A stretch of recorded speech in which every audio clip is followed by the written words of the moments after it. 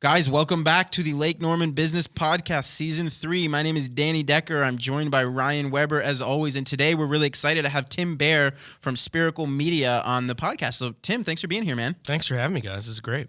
So, Tim, tell us a little bit about Spiracle, what you guys do. So Spiracle Media is a video content agency, and what we like to say is we're built to tell stories. When we started the company out, we were working in the social media space and some video. And then about 2 or 3 years in, we pivoted the whole company to all video storytelling. We put the whole company under that storytelling umbrella, and now we do video, live, streaming, aerial, and audio. And so it's sort of those 4 key focuses that fall under that storytelling umbrella. Very cool, man. Tell us a little bit about your background and how you came to start a video marketing agency.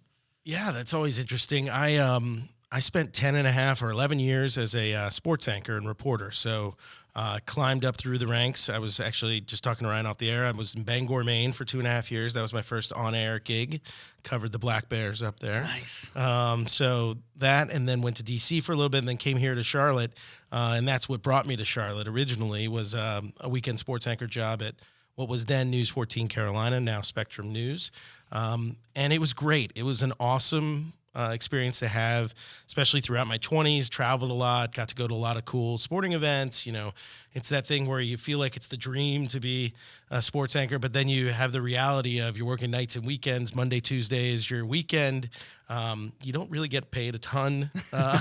So there was some reality, a dose of reality in there. And so Jared and I, my business partner, were roommates back in the day. He was a sports anchor as well. And we would sit up and sort of say, okay, what's next?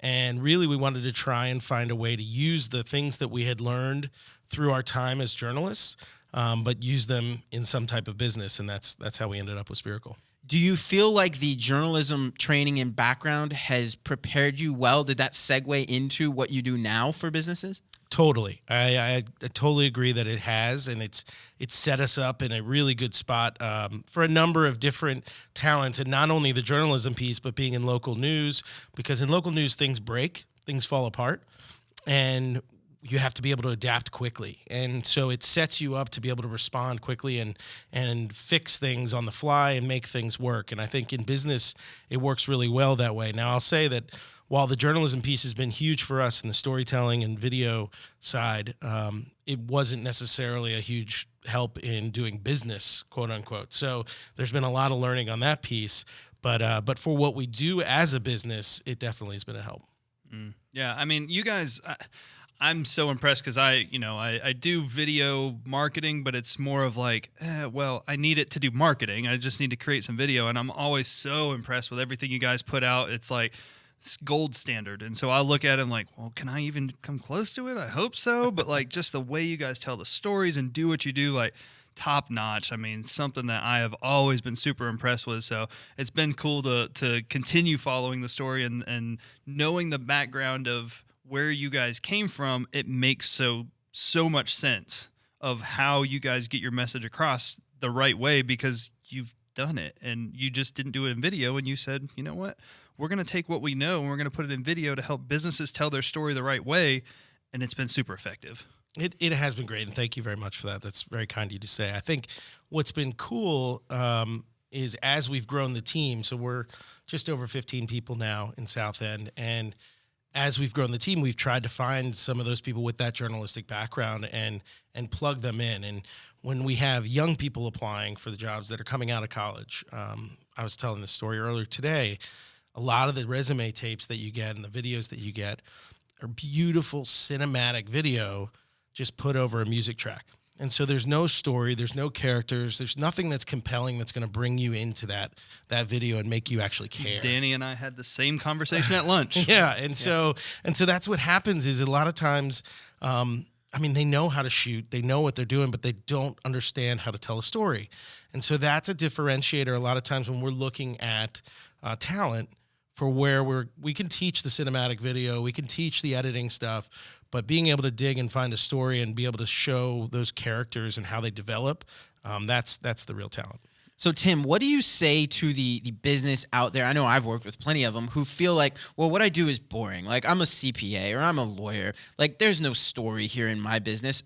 What do you say to people that don't think there's any story in their business? There's always a story, first of all, no matter what. I mean, there was this story of your day, of you getting up and, me driving up here to see you guys, and there were 3 wrecks on the way, and I was an hour late. And you guys finding time for me, which is pretty awesome. That's a true story. That is a story. And but there is always a story. I think where I always tell people to start is who's the audience and who are you trying to reach and what are you trying to have them take what kind of action. So in the case of a CPA, you want to find business owners that maybe are not happy with their current CPA, have had a tax issue or something that they don't know about, or they just in general hate accounting. Okay. So now you're telling the story of how you make accounting easy for them. And so there are stories to be told, but it all depends on who the audience is. So do you have a simple formula that you give some of these business owners? I do, and I'm curious as to if you guys have a very simple formula how to, these guys, they can't afford what you do. They can't afford what I do, and they need to just create some content. How can they tell their story the right way and put it in front of their audience?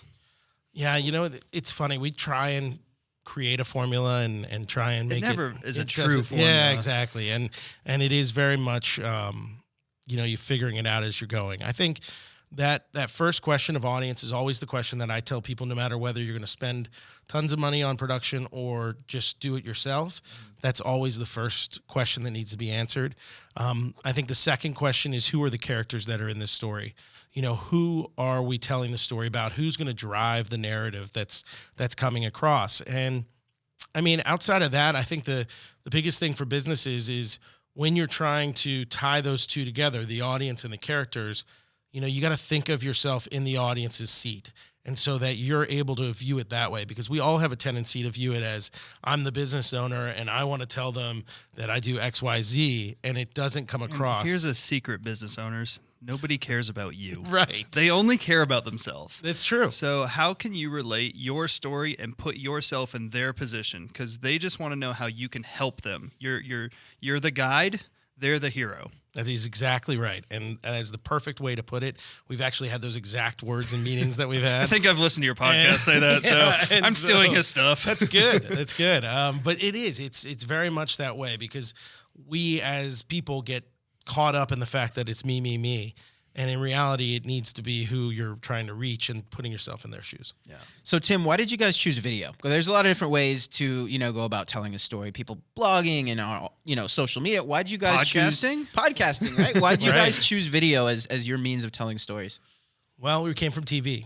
And so we had a natural advantage there. And we knew how to shoot. We knew how to edit. We knew how to do things fast. To be honest, initially when we started, we were doing social media and video. It was much more social media, and then we would throw in the video to get the deal.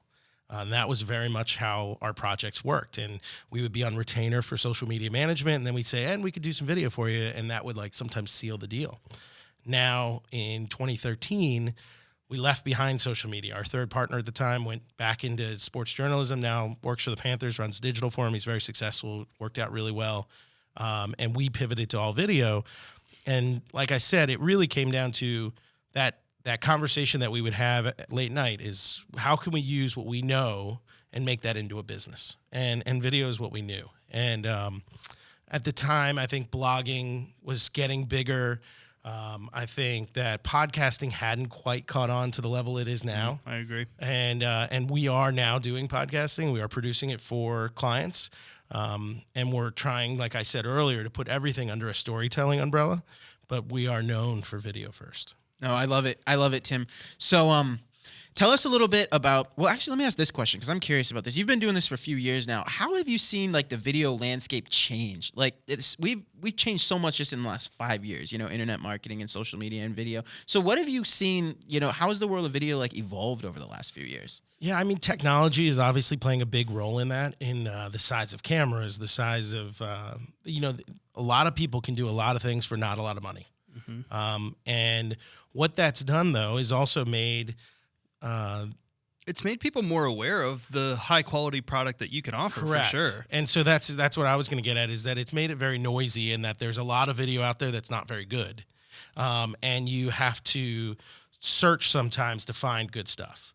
And so when you find it, though, you know it. And that is, so that's something that at least makes me feel secure in where we're at, in that there are still needs for that. I think that the other part of it that we've seen with the clients that we work with is video offline is actually even more powerful sometimes than online. In online, they're getting stuck in the noise and they're getting hit over and over with video. Well, in an offline environment, like a sales meeting or an event at your, office or building or whatever it is, you have an audience that's stuck there and they're not going anywhere. And so you can flex your muscles a little bit, get a little longer in the content, tell a little bit more of a story, and really try and pull that emotion out of them. And so we found success in that too. I went to a video marketing conference, or a company put on a video marketing conference, or I guess it was technically just a marketing conference. They were a video marketing company, and most of their conference was through video, and it was the most fun conference that I've been to, because you can plan it all out beforehand and you can tell a really cool story in your video and then get up on stage and speak about it. And it was really interesting. I'd never been to one like that, and that was the first time I'd ever considered having people do any sort of video that wasn't social media related. And that's a very, very interesting point of the offline. And most people as a business owner don't think of that. Right. They only think of social media. One of the questions I have, and I struggle with this, I know a lot of business owners struggle with this. How do you get people comfortable about telling their story? A lot of people, they know they have the story and they can't tell it the right way, or they're just scared to tell it. So what do you guys do to get that out of them? I think after years of working in environments where we've had to interview people and make them feel comfortable when they're there, it really comes down to, one, the first point we always say is never send them the questions before you sit down to interview them. I agree. Always, people want to be prepared, want to be ready. You guys didn't send me anything before this. No. We had an outline of, this is where we're going to talk about, and then Danny changed it as I sat down. So that's even better.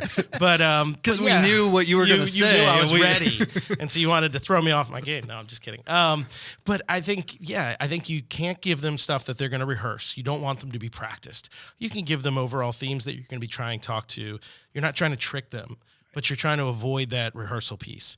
And then the second piece is really having a conversation. So we usually, while the person who is going to be setting up the cameras, while they're doing that, the person who's doing the interview is usually having a 5 to 7 minute conversation before we even start any interview. And it just makes them feel like they're having a conversation instead of having to think, oh my gosh, I got to answer this question. I'm getting really stressed. And when you loosen that and take a lot of that stress out of the room, that allows people to start to open up.